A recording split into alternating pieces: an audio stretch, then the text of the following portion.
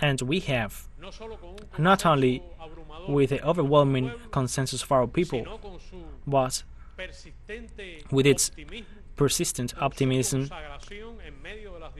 in the midst of the difficulties, to solve the problems and to advance.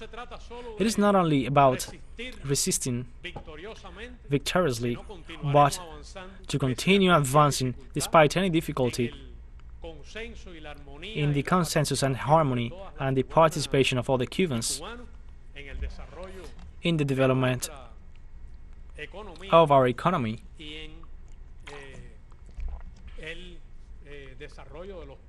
and the development of the purposes that our people, in a free and sovereign way,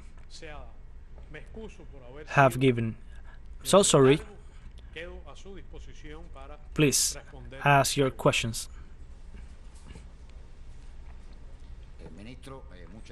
Minister, thank you very much for your presentation. So, we will initiate the question rounds. Please say your name and identify the media you represent. Raise your hand, and I will give you the floor for this initial round.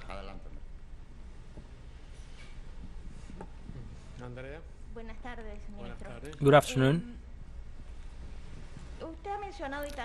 So you mentioned, and President Díaz-Canel mentioned that effectively the country is going through a very difficult moment, and that some of the people that demonstrated did it in a genuine way.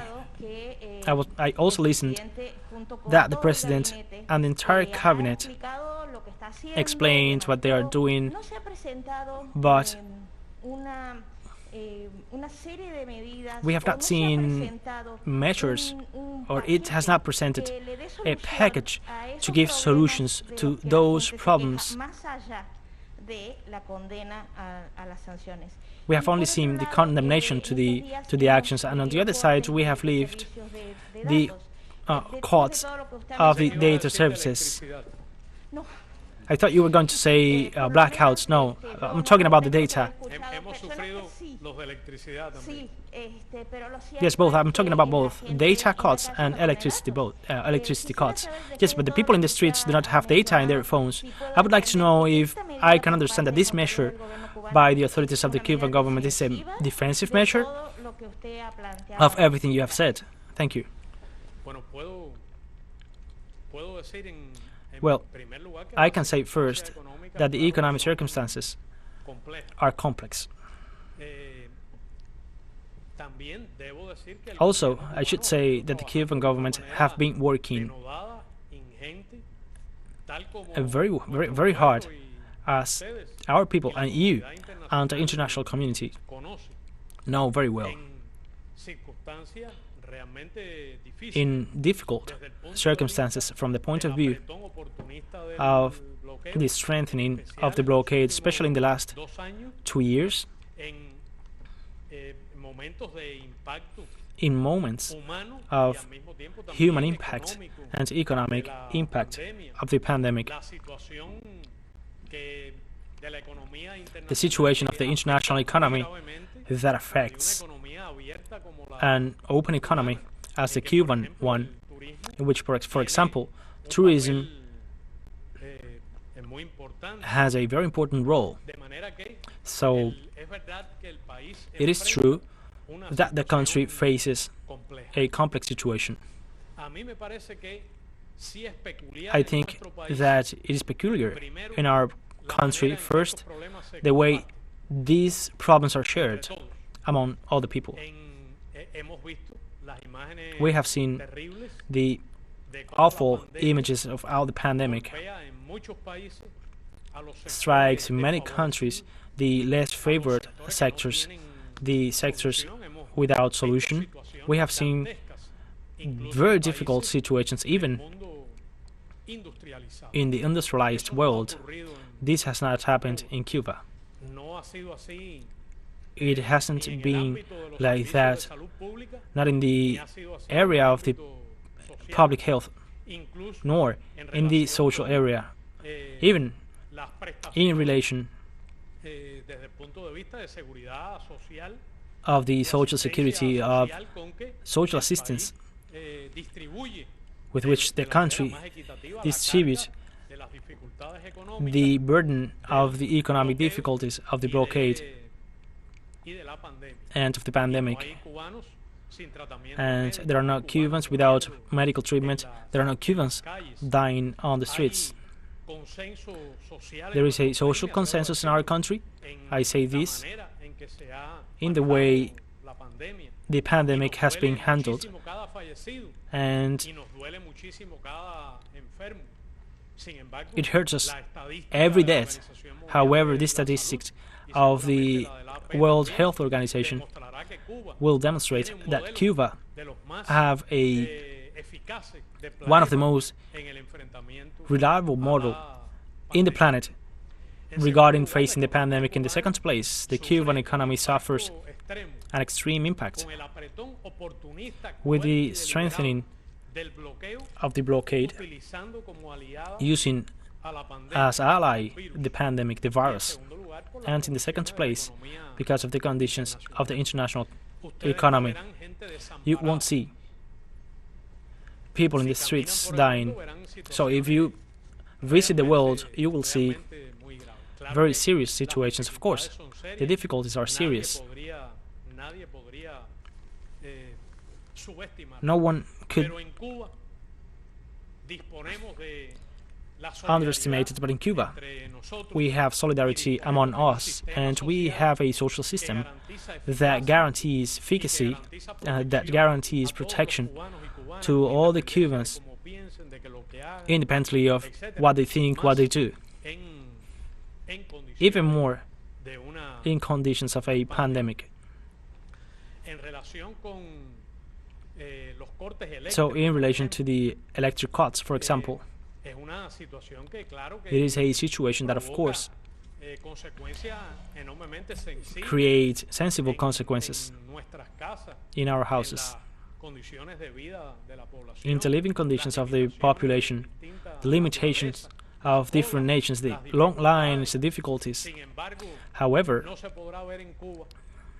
you won't see in Cuba what you see in countries of the developed world in relation to the exclusion, inequality, with people dying because of the pandemic and dying for the chronic reasons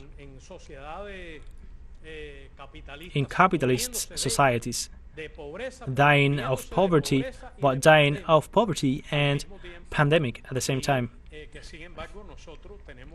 That, however, we have a social model that even in conditions of pandemic, it is recognized and successful. In Cuba, no one dies without medical assistance, and the lethality rate in Cuba is among the less in the planet, acknowledging that it has an impact in our economy and in the lives of all of us. But if we can say of the pandemic that Cuba is one of the best models to fight the pandemic, for the lethality rate, for the prevention and treatment data, for the existence of the vaccines, for the existence of the vaccine candidates and the first vaccine of Latin America and the Caribbean, for the very good news in relation to the development of a second vaccine candidate, regarding the news of the clinical trials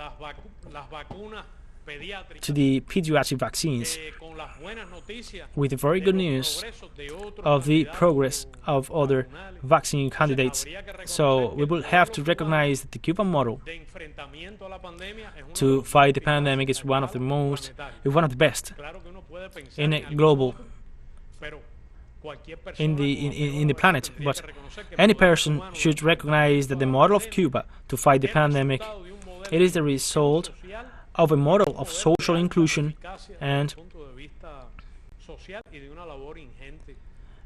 of a good labor, of the good work of the government in the midst of difficulties that we cannot say that to our people because we live it every day. And the humanitarian damage of the blockade, which is huge, and the crime of the blockade,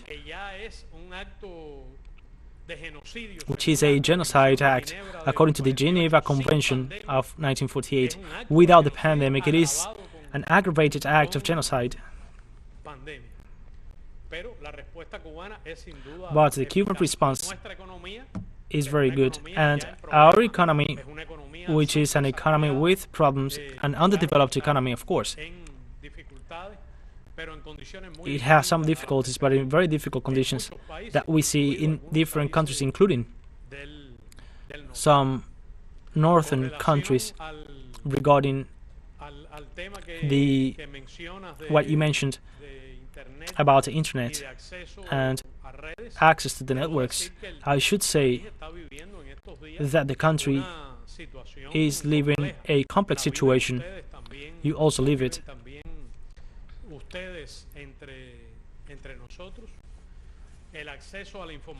The access to the information of our people, it is right. It is clear that there are complex conditions reflected not only in the access to internet, reflected to the access to the food. In Cuba, no one, as we see in the first world, that we do not see people dying of starvation, but we've had the problems of electricity. We have the problems of communication. We have the problems of connectivity, and it is true that we are in a complex situation, and it is true that in these days we have not only had a lack of electricity that has repercussion in the access to the networks and the telecommunications, and I should say that Cuba, of course, will not renounce to the right of defending itself to any kind of aggression. But of course, we will respond in an appropriate way, always on the basis of consensus. But it is true that we are in a situation that there are not only evident difficulties in food, in transportation, in the work, although in Cuba no one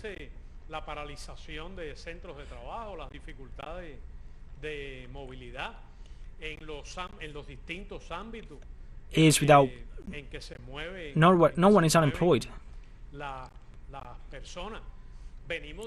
So we come from a difficult situation with the electricity cuts, with the blackouts that also affect our system. And of course, that we will defend ourselves, always following the law, always with the consensus of most of the Cubans, always preserving the rights of our people. But the country is in a difficult situation. As you ask me about the data service of internet or of communication, you can be asking me of all the services, including food, including health. In a country with which we have a situation of lack of medicine, despite the government is working very hard, well, it is true that there is no data, but there are no medicine. It is true that in Cuba we do not have starvation situations, but there are needs. Those are different of the developing world, or are difficult to the northern countries, including the United States. And